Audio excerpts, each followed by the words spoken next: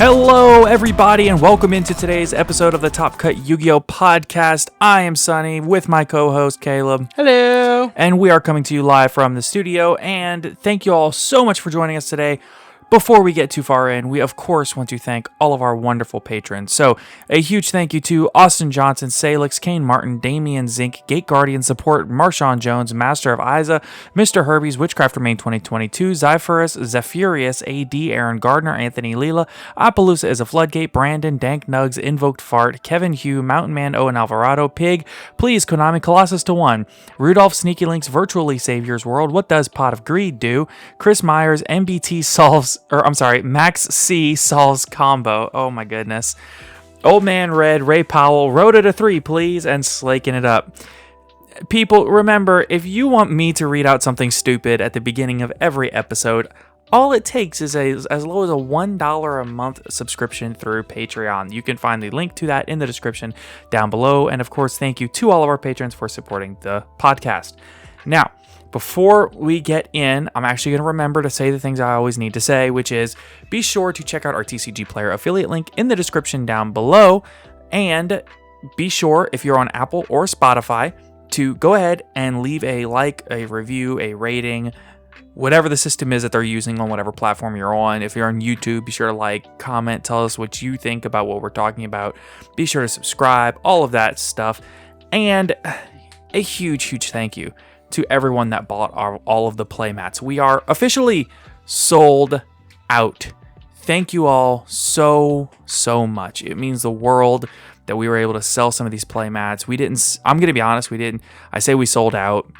We sold a few off the Imperium website, and we sold most of what we sold off of the remaining inventory. Imperium sold them to us at a set price, and we went ahead and sold them at a discount to the remaining people that got them on clearance. So I think we all in all sold about 10 or 12 play mats, which is not a ton, but it's a start, and we're really thankful that we were able to put those out there for y'all. The next one we're hoping is way more meta relevant stuff, because this time we kind of went with a design that was really appealing to us, and they had some of our favorite monsters on it. But next time, we're going to do something really different, something very over the top, something very exciting. And we'll be sure to announce that when we get there. But in the meantime, thank you all again so much for your support. And thank you for listening to the podcast. Caleb, why don't we go ahead and get on into some cool new cards and news? Yeah, boy! So, of course, we have the first news that we want to talk about is Konami is now going to be hosting the territorial Yu-Gi-Oh! TCG Championships for 2022 in North America, Central America, South America, and Europe. So, there's no World Championship this year. I guess they don't really want people traveling internationally on like a sponsored level. But what they're going to do instead is you can duel to become a champion in your own territory. So, no World Championship, but in the Americas and Europe, you can duel in your home territory. And I'll just read out the official announcement.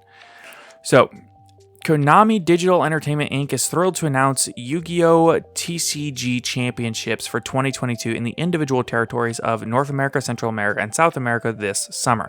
There is one for Europe. That was a separate announcement, but keep in mind, there's also one for Europe. So, everything I read will say North, Central, and South America, but there's also Europe. As mentioned on our official social media channels, due to the circumstances surrounding the current global situation, the Yu-Gi-Oh! World Championship 2022 will not be held this year. We apologize to everyone looking forward to the event and appreciate your understanding. In place of the World Championship, each TCG territory will be holding a championship event to celebrate the accomplishments of all duelists in 2022. The North America Championship will be held the weekend of July 16th and 17th at Donald E. Stevens Convention Center, located in the Chicago suburb of Rosemont, Illinois. In Latin America, national championships will be held throughout the region to determine each country's national champion, in addition to awarding invites for the Central and South America Championships to be held in Mexico City, Mexico, and Santiago, Chile, respectively, in June. A national champions will earn paid travel and accommodations to the territorial championships of their region for a shot at their championship title. Separately, territorial championships will also be held in Europe and Oceania. Each territory will also host a Yu-Gi-Oh! TCG Dragon Duel Championship for younger duelists born in 2008 or later. As the Yu-Gi-Oh! World Championship 2022 will not be held, and duelists have been competing to earn world qualifying points starting in the 2019-2020 season, we are making a change to the 2023 World Qualifiers Points Playoff. We are expanding the 2023 World Qualifier Points Playoff to 32 duelists. The top 16 world qualifying points earners at the end of the 2021-2022 season will earn a spot in the 23 World Championship playoff. Then, a new season will start after the Yu-Gi-Oh! TCG Championships this summer, and the top 16 world qualifying point earners in the 2022 to 2023 season will earn their spot in the 2023 World Qualifying Points Playoff as well. Those can only earn one spot in the 23 qualifying playoff, so if they earn a spot at the end of the 2022 season and finish in the top 16 for the 22 to 23 season, their spot for the 22 to 23 season would pass down to the duelist with the highest points total. Today, the popular Yu-Gi-Oh! TCG is available across the globe with products distributed in more than 80 countries and 9 languages to be enjoyed by fans of all ages. For the latest information regarding these products and events, please visit the following websites, blah, blah, blah.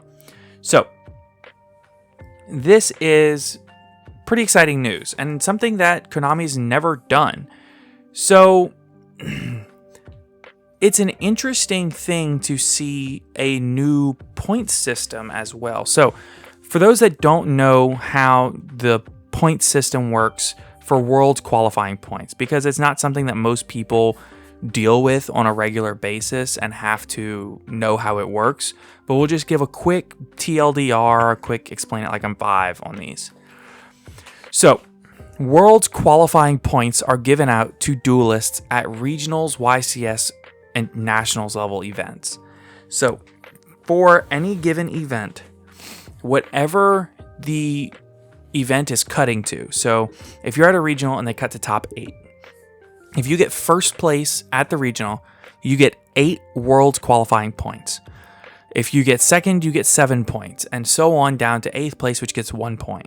If it cuts to top 16, it's the same thing, except first place gets 16 points, and then 15, 14, etc. And then if you go to a YCS and they cut to top 32, then you get first place, you get 32 points, which is a ton, obviously.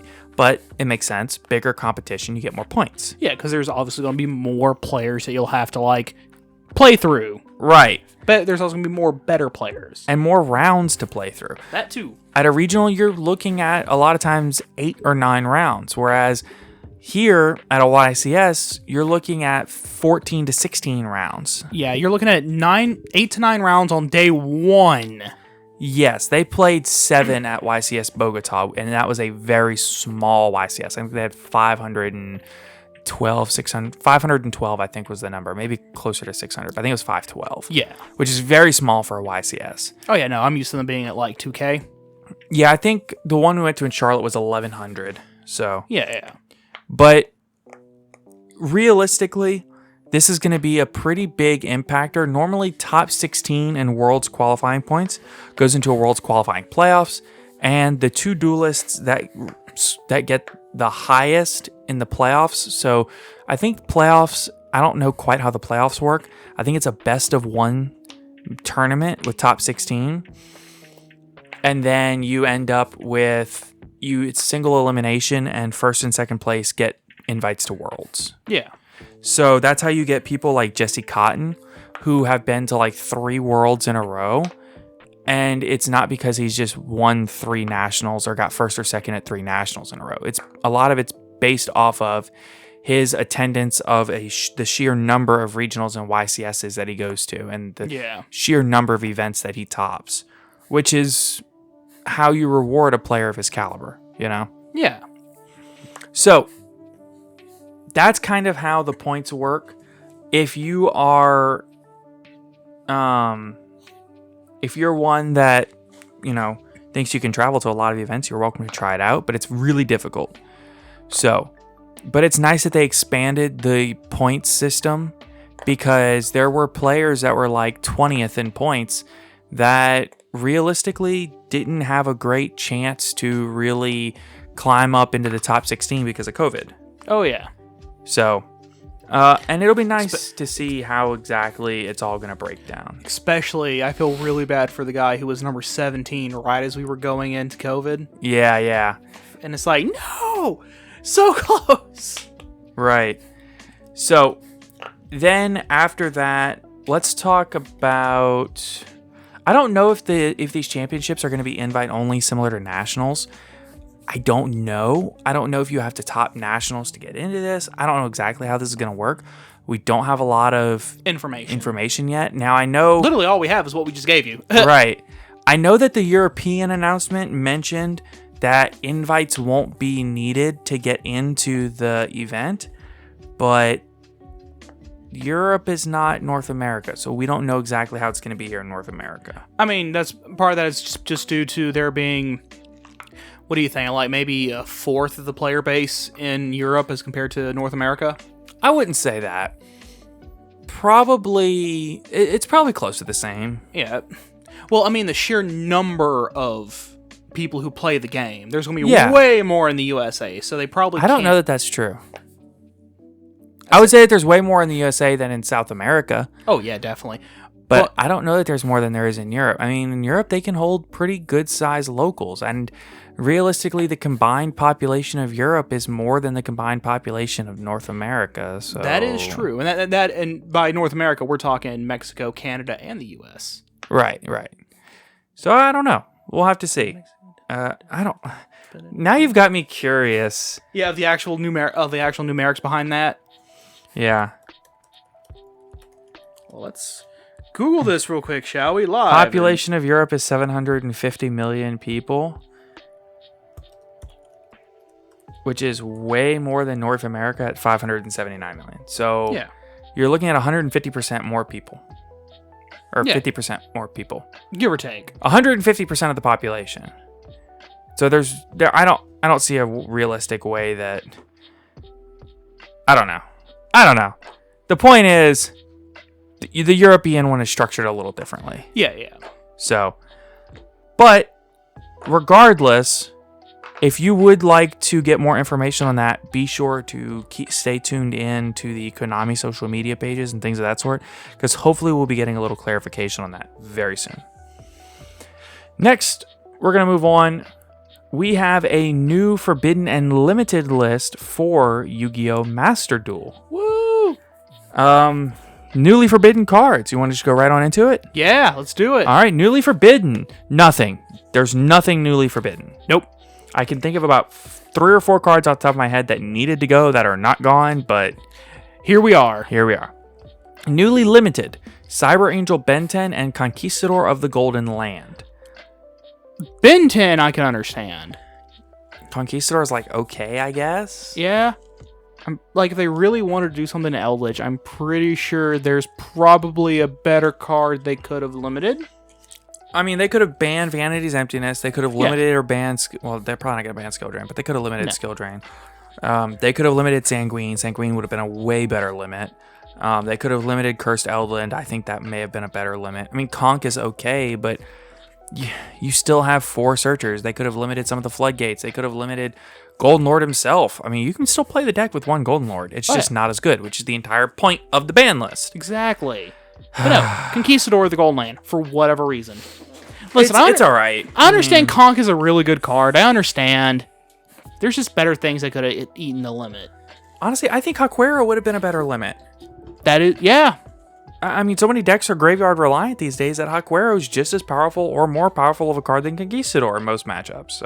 So semi-limit, we have DD Dynamite, Sekka's Light, Fusion Destiny, the Phantom Knights of Torn Scales, Trap Brigade Fractal, Virtual World, Roshi Lao Lao, Lyra Lusk, Cobalt Sparrow, Prank Kids Roxy's, and Adamantipator Analyzer.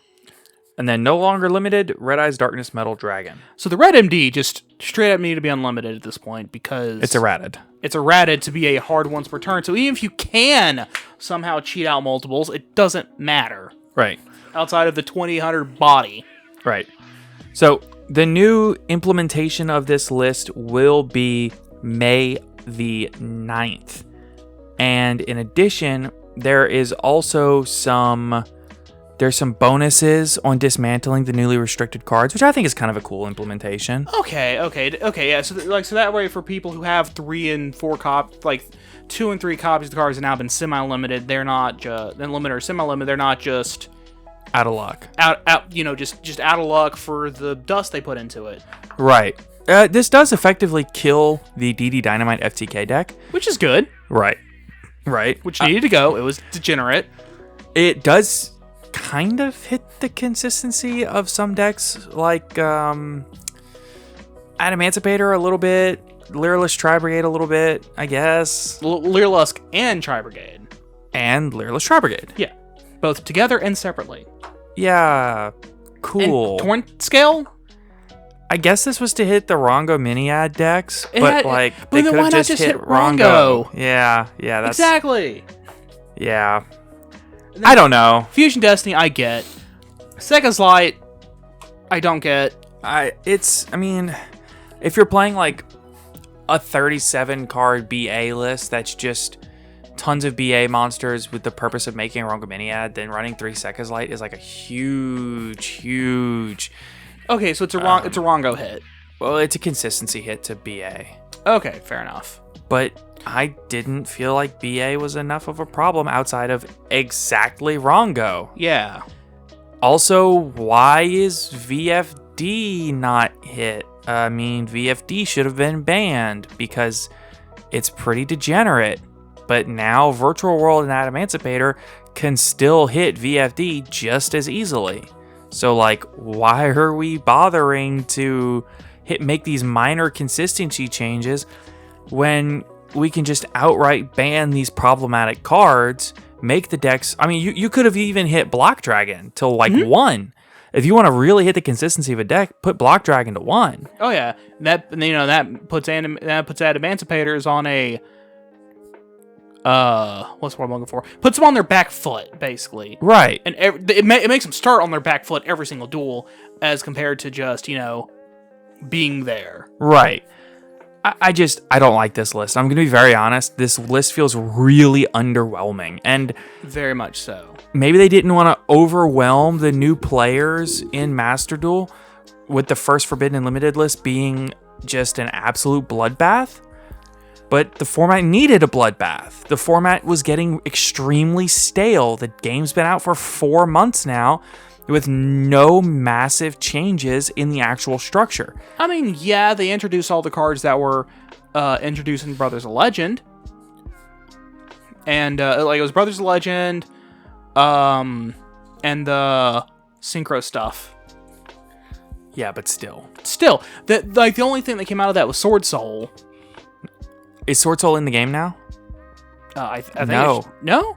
They introduced Baron, but not all the Sword Soul cards. Okay, that's okay. We don't have DPE yet either. Oh my god. They limited Fusion Destiny in advance of DPE. Wow. Yeah. Because I know they got the new we're gonna try and make Majestic Dragon good. I know they got that stuff. Yeah, but here we are. Yeah, they got a gold star for trying. Which is like a copper star of actual stuff.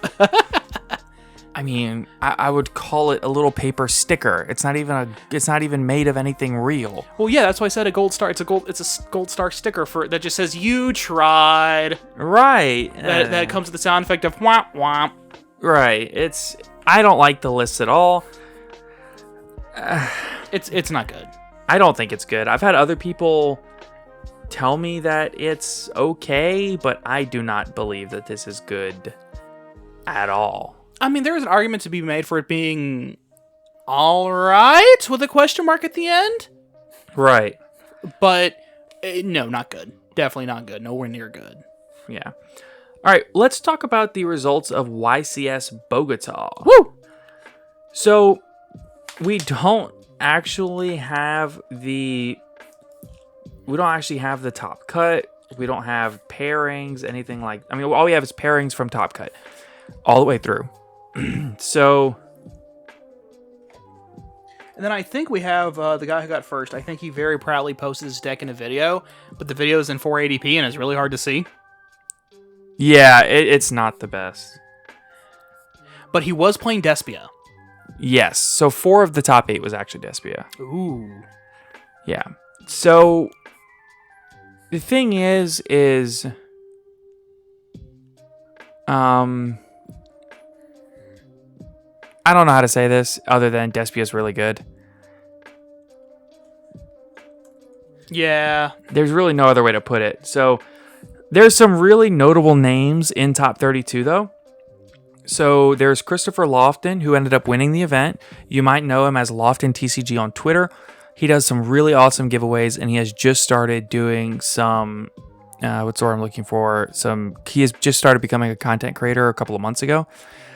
Be sure to check out his YouTube page where he put up the winning deck list and deck profile. Yep.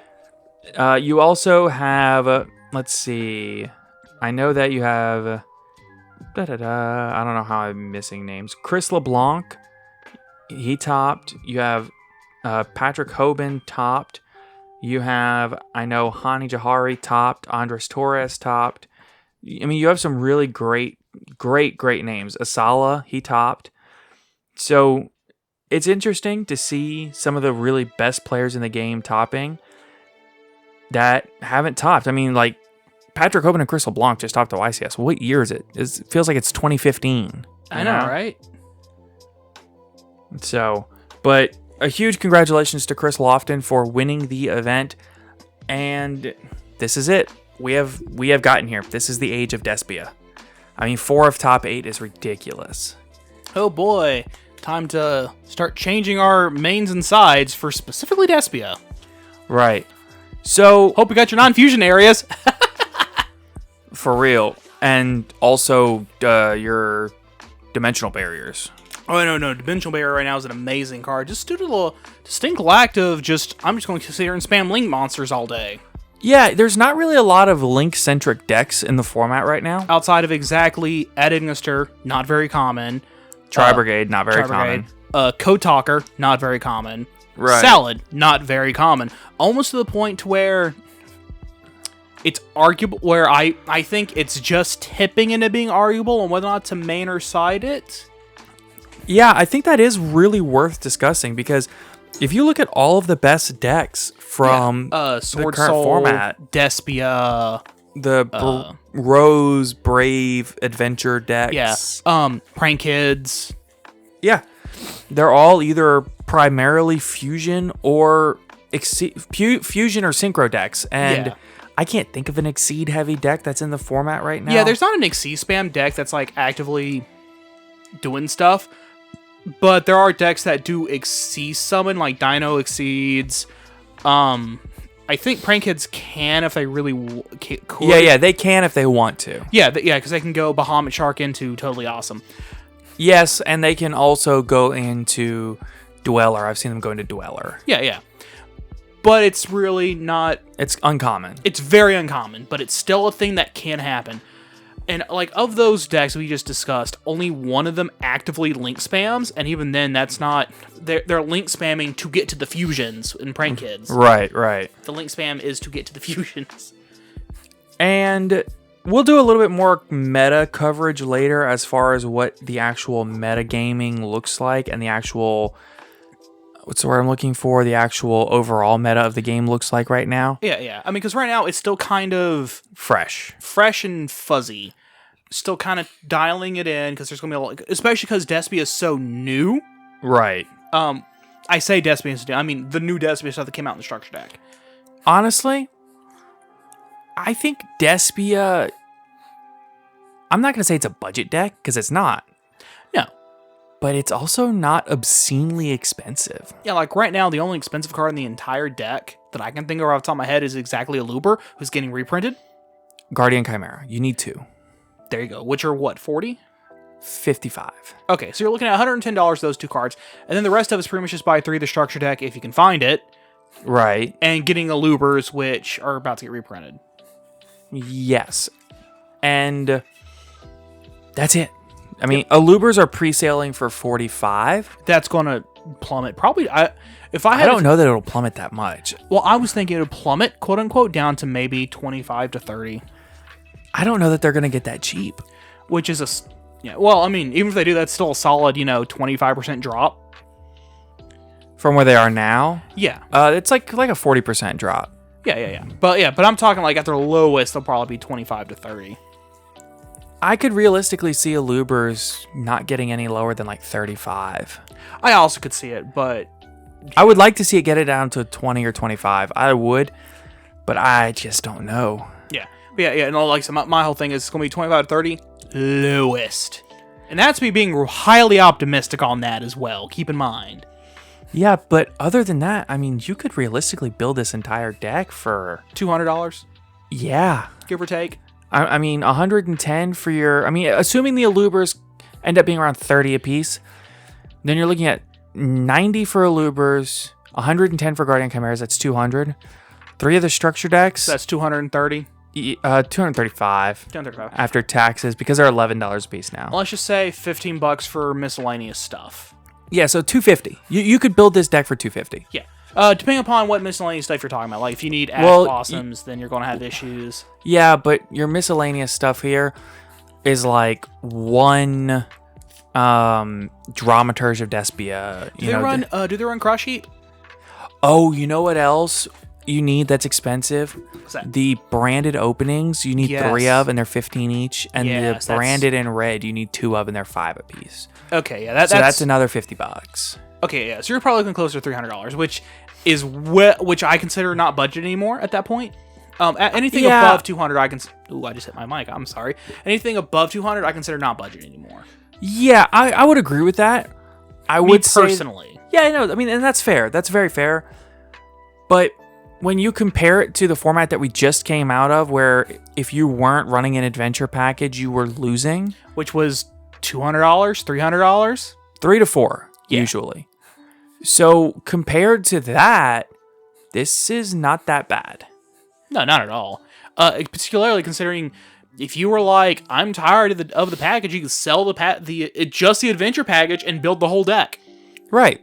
You can actually still sell the entire adventure package and build the entire deck. Build the entire Despia deck and still have money left over. Yeah.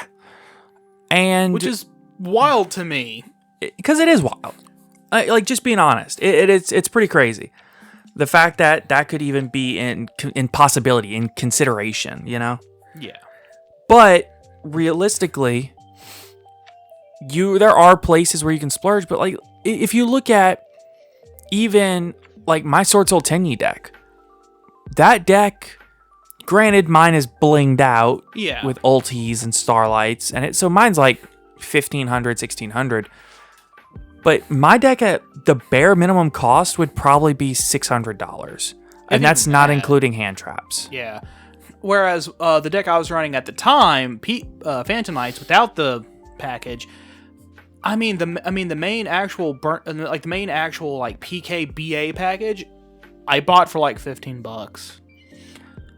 Yeah, but you also need like a DPE to play that. Exactly, and I had the DPE, which is $100 by itself. But like my total, that's like I need a Baron to play Sword Soul, and that's like over $100. Yeah, but even then, like that one card, that one DPE was more expensive than the rest of the deck combined. Right. Which is ridiculous. Up until I got the access code. Once I got access code talker, that kind of changed a little bit to where now 50% of my deck's price was those 2 cards. But like before then, I was looking at $200 for the entire deck. Right. And then I got the access code, so it was $250.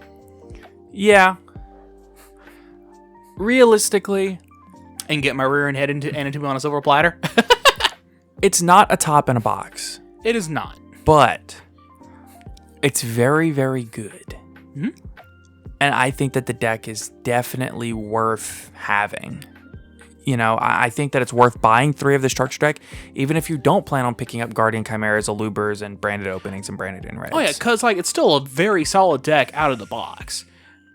That might get you into top 8 at your locals if you know what you're doing. Yeah, it definitely will. Just out of the box, you can definitely top your locals with it. Yeah. Again, just along with a couple of things, one big card I would recommend if you do decide to do that is a Cross Sheep, which are like $2. They might be less for the commons. Yeah. And just because, if you link 2 into it and then you summon a fusion monster and his own points to, you just monster born a free level 4 monster, get your right, and you can just keep going it. I used that extender a lot back in my Shadal combo days. Yeah, which would end on like a Winda, a Construct, and Avermax pointing at the Winda. Yeah. So yeah. So we're going to go ahead and move on. We have a bunch of new cards to talk about. But before we do, I want to take just a quick moment to thank our sponsor, ETB Games. ETB Games is our locals in Alexandria, Louisiana. They are your one-stop shop for all of your card game needs. They have everything that you need for Yu-Gi-Oh!, Magic the Gathering, Pokemon, and Digimon. They have sleeves, they have deck boxes, binders, playmats. They have singles and sealed product for those games. And they also have everything that you want and need for all of your tabletop needs. This includes, but is not limited to, figurines, the paint for the figurines, pre-painted figurines. They have the big placemats. They have areas that are dedicated for tabletop gaming, and just they have a room in the back. Absolutely, that you can rent out for the night. Absolutely, they also have a great environment to sit and play some video games. They have everything that you need for all of your nerdy interests, and be sure to check them out. Their link is in the description down below. And now, let's talk about some new cards. Oh, yeah, son. So first, we're going to start with Ousa, the Earth Channeler. So, Ousa is a level 5 Earth Spellcaster effect monster coming out of Power of the Elements. 1850 attack, 1500 defense. This card is always treated as a Charmer card. You can only use each effect of this card's name once per turn. 1. You can discard this card and one other Earth monster. Add one Earth monster with 1850 or less attack and the same original type as either of the discarded monsters from your deck to your hand. Also, you cannot activate monster effects for the rest of this turn except Earth monsters. So theoretically, what you could do with that? Sure. You could discard Asura and contact C and get a max C. Yes, you could. Yeah, you could theoretically. Do that. It could also be a really good search tool in Medolce. Mm-hmm. Also, Dino. Yes. Because let's say you open up 2 Earth Dinos, you can pitch one to search for Pankratops. Yeah.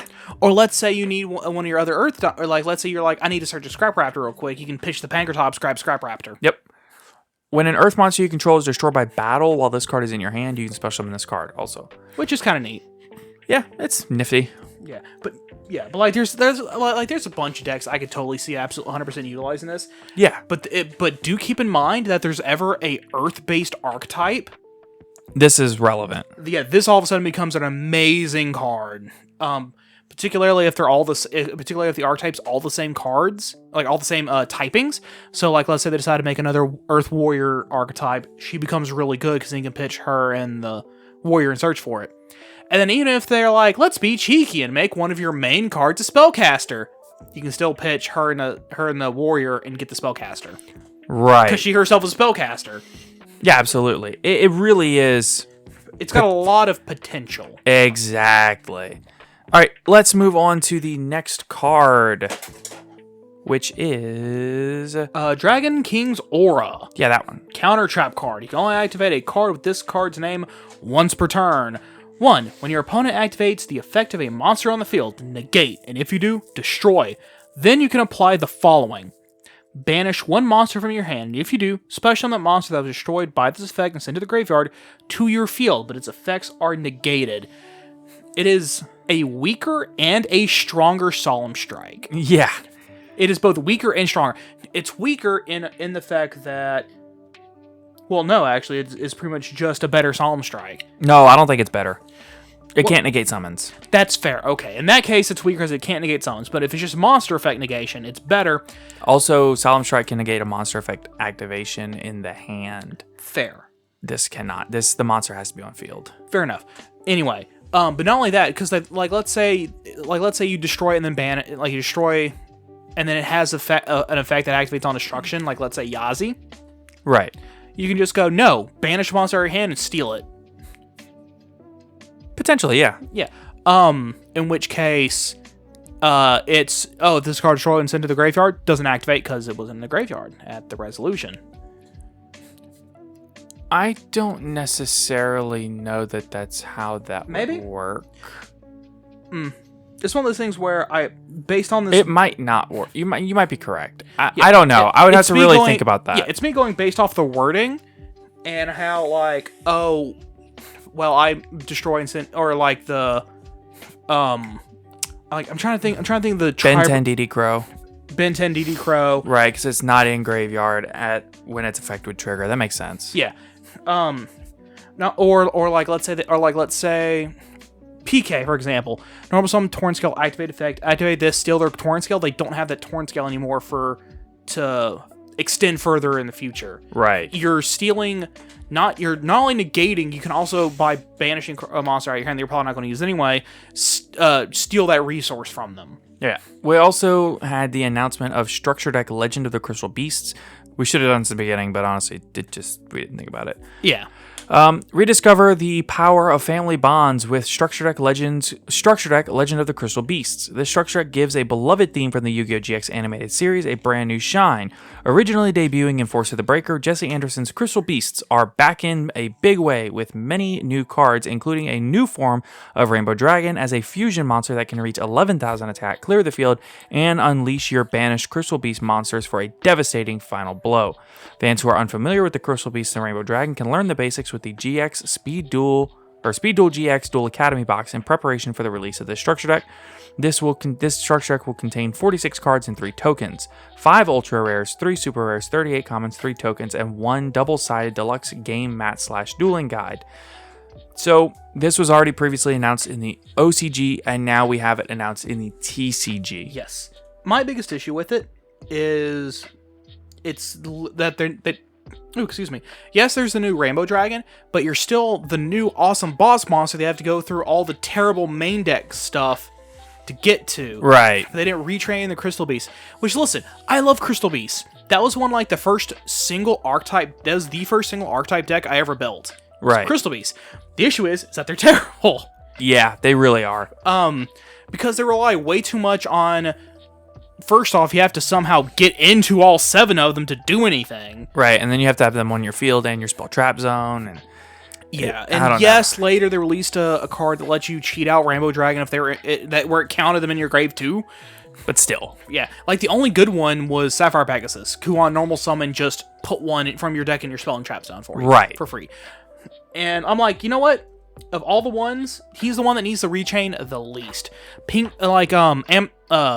Topaz Tiger is just kind of meh. Amethyst Cat was just attacked. It could just attack. Okay, directly. wait. How many can you name off the top of your head? Okay, Cobalt Eagle, Amethyst Cat, Turquoise Tortoise. That one's always hard for me to see. No, Emerald Tortoise. Emerald Tortoise, that's it. Reaper Carbuncle, and then Amber Mammoth. At this point, it gets hard because I'm like, wait, did I already say that one? Did I already say that one? Did I already say that one?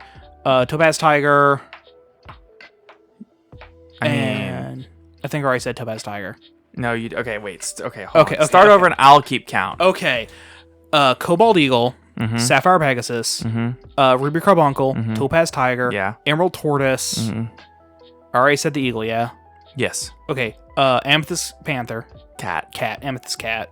Because she's a panther. And... I think she's a cougar. She might be a cougar. I did say Amber Mammoth, yeah? Yes. Okay. This is the part where all I get is I'm like, did I say that one? Yes. Did I say that one? Yes.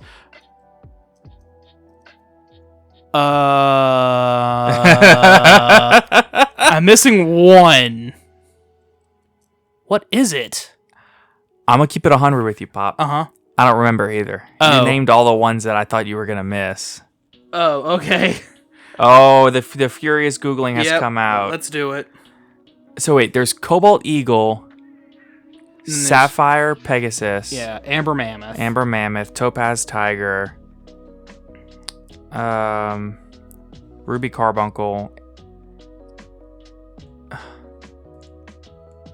Yeah, exactly. That's my issue. Is that since I'm not like, okay, Ruby Carbuncle, Amber Mammoth, Topaz Tiger, Emerald Tortoise, Cobalt Eagle, Sapphire Pegasus, Amethyst Cat. I feel like we said them all. I said them all. I guess I miscounted because I was counting 6.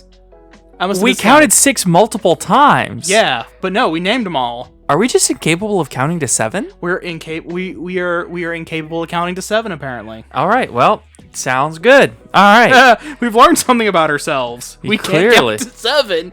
How do I manage to do synchro summoning constantly if I can't count to 7? Yeah, well... How do I make Yazi? Well, to be fair, you don't normally synchro 7. You always do 8 or 10. So you never have to... I make Yazi all the time. Yazi's a 7. Yeah, but isn't there only, like, exactly 2 monsters that you can... No, there's, like... There's a handful of lines I can do to make Yazi. Yeah, but it's always, like... Okay, get, like, this guy, and, like... what's the level 1 tuner's name? Bashuda?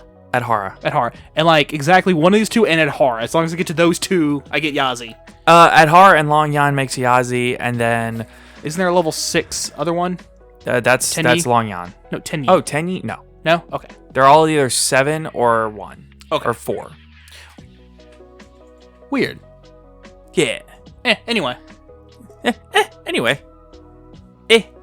Alright, next we have... Pretty much the rest of the cards from... Power of the Elements. Yeah, so... this is... Let's start with Flame Buddy Urka, the Fire Beast Tamer. Yes. Level 4 Fire Warrior Effect Monster. 1500 attack, 200 defense. Ooh, 200 defense Fire Monster. Ooh, Rekindling Target. Yeah. You can only use the first and second effects of this card's name once per turn each. 1, if this card is normal or special summon, you can target 1 face-up monster in either player's spell or trap zone, special summon it to your field. That's really weird. 2, you can target 1 other face-up monster you control, equip it to this card as an equip spell that gives 500 attack. That's also weird. Okay. Huh. I could see... Actually, I can kind of see a use for this in the Crystal Beast structure deck. I guess? Because, let's say you activate... I think it's Crystal Promise that lets you put 1 from your deck in your spell and trap card zone. Normal summon, effect a special, like Sapphire Pegasus. Effect Sapphire Pegasus to get another one. I could kind of see where it's also fairly good against Union monsters. Again, I guess? Yeah. There's just some really niche uses. It's a very niche card. All right, let's talk... Okay, wait. I want to do this one. This one's awesome. Hold on, there is exactly 1 instance where this card as a normal summon is amazing. Against Borreload Savage. Yo! That's actually really funny. So if your opponent just ends on Borreload Savage, normal summon, activate effect... Take. Yoink. They either negate or they lose their negates. That's funny. Alright, next we have Hidden Jewel of the Hydrosphere, Katrin. Level 2, oh boy.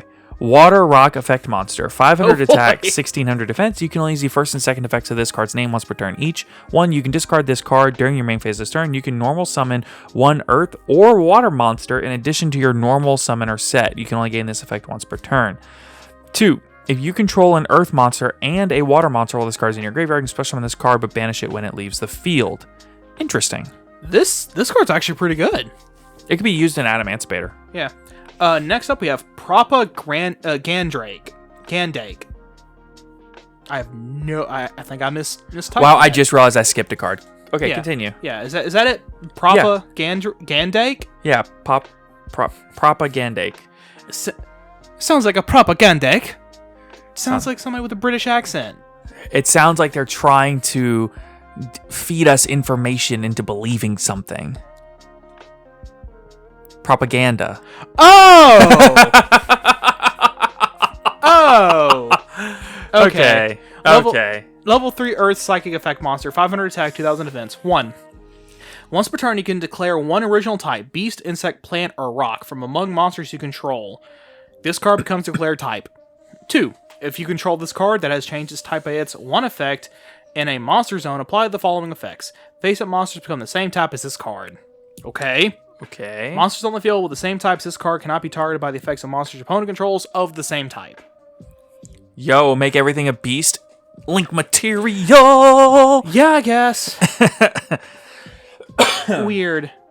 Alright. I did 2. I'll let you do 2. Alright. Evil Awakening Master Nightmelt. Level 4 Wind Psychic Effect Monster, 1500 attack and defense.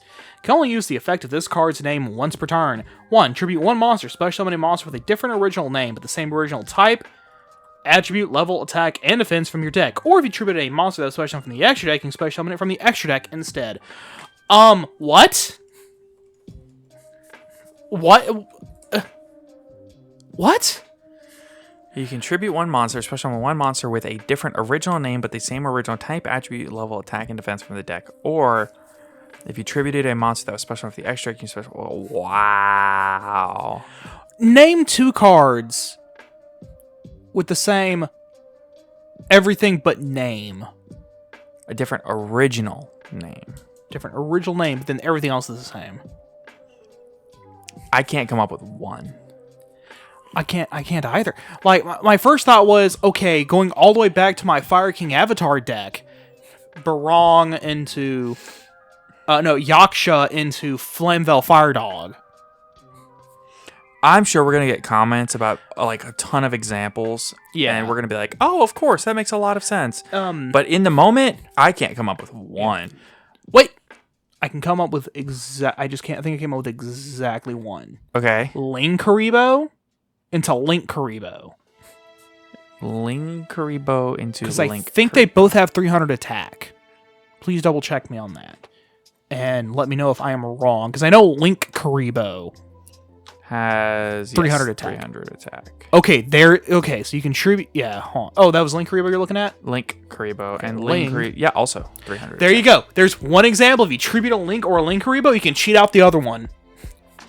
That's really niche. It's not even niche. In what instance are you going to make Linkuriboh and go, I would prefer to have Linkuriboh? Normal summon this guy. It's really niche. Yeah. And now I'm thinking about it, Yaksha's 1700 attack, Barong is 1800 attack, Flameveil Fire Dog is 19, so none of that would even have worked. I was thinking about applications in my Sword Soul deck, and I can't come up with one. I was like, oh, Baxia and Chijiao are both level 8 light worms, but they have totally different stats. Madolche, hold on. You could do Angeli into Pudding Cess. Why would you want to? You wouldn't, but they're both Earth Fairies with 1000 attack and defense. All right, well, that's going to be weird. I'm waiting. Okay, I need some comments from people on YouTube who are way smarter than us. Yeah, telling us some applications of that, because that is weird. YouTube, hit us up on Twitter with some stuff about this, please. Yeah. Next, we have Subspecies King Asura O. Rank 3 Earth Warrior Xyz Effect Monster, 2100 attack, 0 defense, materials 3+, level 3 monsters. You can use the third effect with this card's name only once per turn. 1. While this card has any number of materials, it can attack up to that many times during each battle phase. 2. If this card battles at the start of the damage step, it gains 200 attack. Okay. 3. This is the once per turn effect. When another monster's effect activates, quick effect, you can detach one material from this card, negate that activation if you do destroy it. Whoa. Okay, so for this first 2 effects, he can get really big really quick, depending on how many, like if you make it with 5 materials, and your opponent has 5 monsters to attack, that's attack once, he gains 200, attack again, 200, attack again. Yeah, it doesn't lose it. So it just sit there and keep stacking up for each attack he does. Yeah. And then you detach one to negate. Unfortunately, it's still not very good. The negate is once per turn, which I guess is alright, but... Also, if you use up the last material, he just straight up cannot declare an attack. While it has any number of materials. Yes. So if it has no materials, it can still attack once. Oh, okay, fair enough. Still, but, still that... Cleverly worded. Yeah. Oh, no, okay, I misread that then the first time. Because I was focusing on the monster negate on this guy? Oh, boy. As a rank 3? This next card has a lot of text. Okay. Unlimited free radio jamming. Continuous spell card. During damage calculation, if a monster battles while a monster with 1000 or higher attack is on the field, the attack of each monster on the field becomes the same as the numerical value of their attack after losing 1000 attack for every attack they have. The defense of each monster on the field becomes the same as the numerical value of their defense after losing 1000 defense for every 1000 defense they have. 2. If this card is destroyed, the attack of each monster on the field becomes the same as the numerical value of their attack after losing 1000 for every attack they have, and the defense for each monster on the field becomes the same as the numerical value of their defense after losing 1000 defense for every 1000 defense they have until the end of this turn. What? No. I actually understand how this card works. I think I do, but I would Okay. love to hear your explanation. Okay, let's say you have a monster with 1800 attack, but your opponent has one with 2600. You declare an attack, this thing activates, then they lose 1000 attack for every 1000 attack they have. Your monster would lose 1000 to their monster 800, would lose 2000 down to 600. You run them over and they take 200. That is so weird and niche. It literally just chops off the zeros. Wow. Wait, no, not the zeros. It chops off the first number. Wow. That's weird and very niche. I just thought of a hilarious situation for this card. Uh-huh. Your opponent's got like a big access code. Oh, and it becomes 300 attack. Yeah. That would be very funny. Terrible, but it's funny. Next up, we have Separation from the Realm of the Living / Arc, or Sundered from Overroot. Not entirely sure which one. Normal trap card. You can only activate only one card of this card's name per turn. 1. Target 2 cards your opponent's possession, one they control and one in the graveyard. Send the card on the field to the graveyard, and if you do, set that card in the graveyard directly to their field. It is a worse Ice Dragon's Prison. Yeah, it's weird. Yeah. Okay. Why are these cards so weird? Okay. So like literally, whatever. So like literally, you send the target on field to the graveyard, not destroy. Send it, and you special summon your graveyard target on their field in defense position, face down defense position. So in the case of like a Link or Synchro Spam deck, No. Send that card on the field to the graveyard, and if you do, set that card in their graveyard directly to their field. Not special summon. No. It says set that card. Yeah. You can target any card. But no, target 2 cards in your opponent's possession, one they control and one in their graveyard. Okay, but what you're missing here is you said send that monster to the graveyard. Oh yeah, it's any card. Yeah. So you can realistically send. Well, you can't target Dragoon. Okay, you could target a monster they control, send it to the graveyard, and then, for example, you can set some stupid card that they're not going to need anymore. Yeah. Like set an Ash Blossom. Yeah, or even funnier, like set like against Sword Soul, set like Asura. Yes. Like you go and you normal summon Mo, you activate effect, chain this thing, and now you have an Ashuna and the token. Right. It's weird. It's both a better and a worse Ice Dragon's Prison. Yeah. Next you have Twin Dust Trunade. Okay. Normal trap card, you can only activate one card with this card's name per turn. 1, you can target any number of set cards in your spell and trap zones.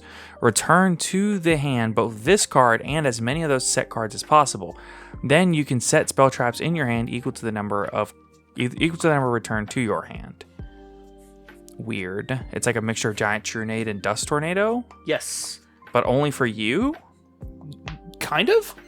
Kind of weird. Yeah, okay. So yeah, so like bounces a bunch of them and lets you reset them?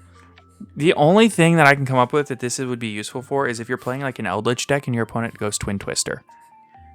Oh, because then there are no targets. Because then you bounce everything and then you should reset everything. Yes.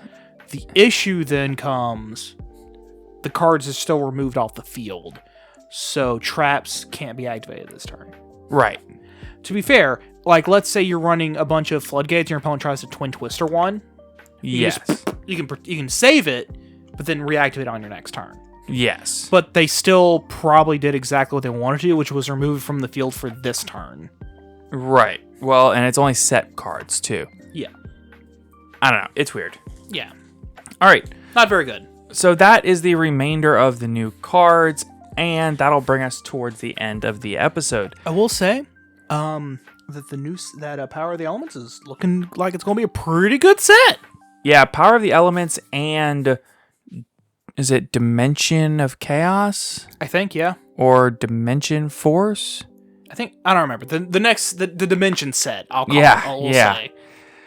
They're both looking like pretty good sets, so. Yeah, I'm really excited for Power of the Elements because fertilizers. All right, So our podcast question today was, what card do you want to see unbanned? I know we didn't talk about it on the last episode, but that's because we keep forgetting. And so now we need to get back into the groove of doing this in every episode and not forgetting constantly. So we asked, what card do you want to see unbanned? And we got a ton of responses. We had Harpor, Tidal, Grass, Blaster, Drident, Stellar Knight, Ptolemaeus, more Drident, clean up on the ban list like Yatagarasu or Sixth Sense and Cyberjar.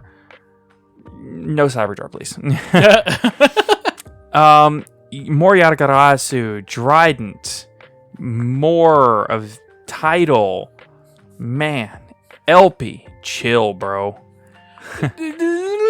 Let's not with LP for now. Listen, I used to play Dragon Link with LP. LP needs to stay banned for a little bit longer. Right. I don't know, maybe another year of power creep to where it's not viable anymore. Right. One of each of the dragon rulers. Oh boy. Let's see. What else do we have here? Oh well, it looks like it broke down into a discussion about rarities, because that's what that's just what happens in the Discord server. Yeah, that happens sometimes. Yeah. But yeah, I mean, there's a lot of great questions that people would really like to see. Fishborg, Blaster, and Dandelion. I'm sorry, I don't think either of those can actually come back. I mean, to be fair, I think Fishborg Blaster would be less of an issue as long as Substitute stays banned. Because then Frog FTK just cannot exist. Yeah. We're good. I mean, I still don't want to see Fishborg Blaster come back, but Frog FTK wasn't a Fishborg Blaster issue. It was a Substitute issue. Oh, what am I thinking of then with Fishborg? I thought that was part of the... No. Substitute was the main enabler behind Frog FTK. Well, no, like that, like it was Frog FTK is why Fishborg got banned, right? No. What am I thinking of? Fishborg got banned because it was broken. I mean, besides that. I mean, the card reads like a banned Yu-Gi-Oh card. Fair enough. The card is just broken. Fishborg Blaster. Something like when you summon this card, slap your opponent. Yeah, right. If you control a face-up level 3 or lower water monster, you can discard one card, special summon this card from your graveyard. If this card is used as synchro material, all other synchro material monsters must be water. And he's a tuner? Yeah. Yeah, okay, yeah, no, he needs to stay banned. He's just a level 1 tuner that keeps summoning himself back over and over and over. As long as you got the level 3 or lower water monster or aqua, but that's not hard. No, it's not. Just like summon the one and then just keep doing it over and over. Yeah. They'd have to rat him to like a hard once per turn. Or even a hard once per duel. Yeah, they would. So, and we are aware of the audio issues in last week's episode. It's the bot, I tell you. Yeah, we're going to try a new bot next time we do a remote recording, I promise. And I hope it's so much better, because the bot that we're currently using leaves much to be desired. I'm going to put him on blast. If you're ever thinking about using the Craig bot on Discord to record, just don't. It's bad. So yeah, it'll just kind of randomly leave. And it's like, what? Not just that, it won't leave and then just not record 2 to 3 minutes of audio. Yeah. So, and today's podcast question of the day is, how do you feel about the Master Duel ban list changes? You have our opinion on it. Right, so if you want to let us know, we post the question to Twitter around the time that the episode goes live, as well as in our Discord server. And of course, be sure to check out our Patreon. The link is in the description down below. Be sure to use our TCG Player affiliate link when you're buying the cards that you would already be buying. Check out Team Dark Arm Dealings. Their link is in the description down below. That's our sister channel from our locals. And check out ETB Games. They are our sponsor, of course, and their link is down below. And thank you all so much for tuning in to today's episode of the Top Cut Yu-Gi-Oh! Podcast. My name is Sunny. Take care, everybody. I'm just going to say that. They don't need to know your name. Names are meaningless. No, I don't care if they know my name. All I care about is that they enjoy our content. You know, I can respect that, but his name's Caleb, so you're not going to get out of it. Have a good day, everyone. Take care.